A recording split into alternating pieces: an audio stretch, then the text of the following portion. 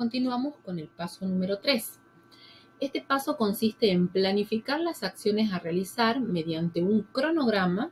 Se lo puede estructurar por día, por semanas o por meses, y ejecutar lo planificado. Iniciar y completar el proceso de recolección de datos. Luego pasamos al paso 4. En el paso 4 nos encontramos con la etapa en la cual se debe procesar, analizar e interpretar los resultados obtenidos en el paso anterior. Los datos cuantitativos se presentan siempre en tablas o gráficos estadísticos sencillos, de fácil interpretación, seleccionando las variables más relevantes que permitan comprender los problemas de salud de esa comunidad. Mientras que para el análisis de datos cualitativos se implementan otros tipos de técnicas específicas de análisis de corpus textuales, se llama, porque acá el dato no es numérico, sino es el discurso de las personas que participaron en el trabajo de investigación, los referentes, los diferentes actores institucionales, para poder caracterizar de modo simplificado. Y lo que se trata es analizar ese cuerpo discursivo, ese corpus textual, y sacar de ahí categorías y subcategorías. Nosotros en el análisis de datos cuantitativos identificamos variables. Esas variables están medidas con anticipación. Yo antes de ir a recoger el dato sé que le quiero preguntar a esta población los motivos de consulta, el tipo de patologías que se presentan, la edad, el sexo, si hablamos de características individuales. Pero en los datos cualitativos no hay variables con anticipación. Yo voy, hago una pregunta disparadora y las personas empiezan a hablar. Y a partir de ese discurso, yo de ahí tengo que agrupar esa información para crear categorías. O sea, lo que nosotros en lo cuanti son variables, en lo cuali se denominan categorías o subcategorías. Esta información subjetiva o cualitativa está íntimamente relacionada con los determinantes de la salud, ya que tanto los grupos focales como las entrevistas a los informantes claves se han realizado buscando la salud percibida por la comunidad, desde un enfoque integral de la misma, por lo que nos ayudará a detectar problemas que son en sí mismos factores determinantes sociales de la salud.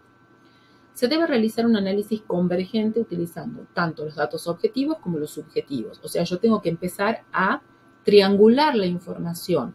Lo que me dice la información cuantitativa sacada de los registros del sistema de salud con lo que me dice la información cualitativa obtenida de estos grupos focales o de estas entrevistas realizadas.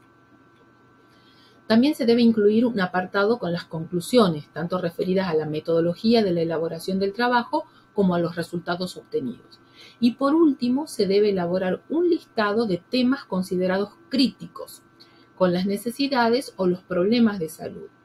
Se lo llama así por la importancia que tiene realizar un pronto abordaje, o sea, tratar de buscar estrategias para darle, no sé si una solución, pero sí comenzar a trabajar sobre esos problemas que la población percibe como prioritarios. Este listado se elabora utilizando todos los datos y según algunos criterios. Por ejemplo, la magnitud de la situación es uno de los criterios que se puede utilizar cuando es superior a la medida del entorno o a los promedios generales que se presentan en determinados lugares. Por ejemplo, nos tocó una vuelta a trabajar en un servicio de salud en donde una de las principales problemáticas percibidas por la comunidad eran los intentos de suicidios en los jóvenes, asociado al consumo de sustancias, ¿sí? En donde las familias, las madres, los percibían como prioritarios. Y cuando empezamos a comparar las estadísticas de ese servicio de salud con la del área operativa, nos encontrábamos que la verdad que tenían razón, porque el número excedía el promedio de la región. Otro criterio es si existe una tendencia al aumento del problema o de sus determinantes. Otro criterio es cuando la comunidad o el propio equipo de salud lo viven como un problema que se debe mejorar, que debe ser susceptible de mejorar. Cuando tiene una tendencia a incrementar, y si no se actúa sobre ellos de inmediato, es otro criterio. Cuando afecta a grupos de población joven o población vulnerable, y cuando son los prevalentes en la comunidad, cuando no pueden aplicarse los criterios anteriores, ¿sí? Es otro. Bueno, vamos con el quinto paso. Dice, elaboración de un documento. Esto consiste en escribir, en plasmar en papel toda la información recolectada a través de ese diagnóstico de salud comunitario y participativo. Es muy importante tener en cuenta que se utilice un lenguaje comprensible para todos, sin renunciar por ello al rigor necesario de una presentación de datos objetiva, ni del análisis necesario para poder trabajar o interpretar esos datos. Se deben incluir, habíamos dicho, gráficos y otros elementos que ilustren los datos, que resuman la información, porque siempre ayuda un gráfico o una tabla a comprender mejor la problemática. Entonces se debe procurar seleccionar y resaltar lo que sea significativo y relevante, para que el documento no sea más extenso de lo necesario. Siempre hay que tratar de consolidar, porque si uno presenta un documento de 100 páginas y uno lee la tercera y ya la cuarta está agotada, entonces muchas veces esa es la parte más difícil, poder resumir. El sexto paso es socializar el diagnóstico de salud comunitaria. ¿En qué consiste? En la divulgación de este documento que nosotros elaboramos. La tenemos que compartir, de nada sirve tenerla guardada en el cajón de un escritorio. ¿Y con quién la tenemos que compartir? Con toda la comunidad, no únicamente con los miembros del equipo de atención primaria o con los referentes comunitarios. Y para ello hay que seleccionar los resultados para que sean conocidos por la mayor cantidad de población, por la mayor cantidad de habitantes de la región donde se llevó a cabo este diagnóstico, y para eso hay que diseñar y programar cuáles van a ser las acciones y los pasos a seguir. ¿Cómo vamos a hacer esta divulgación? Si vamos a organizar una presentación inicial donde armamos una actividad en el centro comunitario, en la iglesia, en el comedor, en la escuela, o sea, en el lugar que convoque a la población y que todos puedan participar, la mayor cantidad de vecinos. También hay que determinar cómo va a ser la difusión, cómo va a ser la presentación, cómo vamos a elegir diferentes formatos de presentación para que sea breve, claro, comprensible, y también los materiales derivados de ese documento, qué sé yo, un afiche, una síntesis, que se la pueda difundir a través, por ejemplo, de una radio local, ¿sí? Que se pueda pegar en lugares de acceso masivo. En todo eso consiste la divulgación de estos resultados con las implicancias de lo que se elaboró.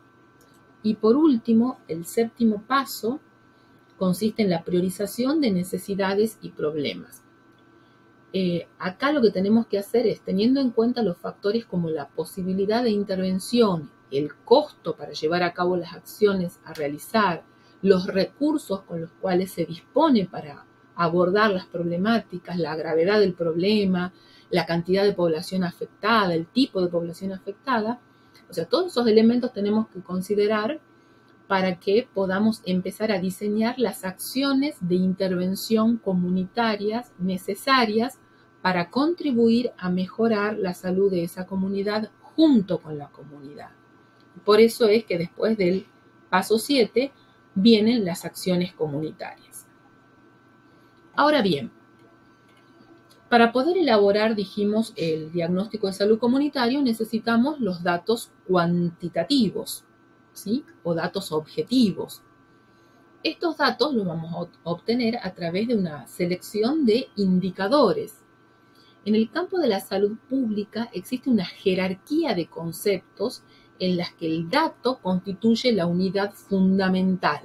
O sea, el dato es el insumo necesario, primordial, que va a permitir crear un indicador. O sea, con el dato yo voy a armar un indicador. ¿Qué es un indicador? Es una medida, una estimación y en definitiva es una variable. Una vez que yo tengo este indicador, lo analizo y con ese análisis genero información.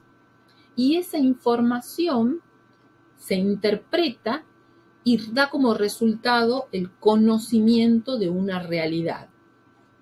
Este conocimiento debe ser compartido a través de procesos de comunicación adecuados y efectivos para influir en la toma de decisiones relacionadas con la salud y dar de este modo origen a acciones. Esta secuencia de producción de pruebas que culmina en la acción implementada en el ámbito de la salud pública es el fundamento de lo que se denomina salud pública basada en la evidencia. Por lo tanto, un indicador consiste en una medida que representa una situación específica y cualquier indicador de salud es una estimación de una dimensión específica de la salud en una población particular. Y esta estimación, por el hecho de ser una estimación, es una medida que siempre tiene un cierto grado de imprecisión.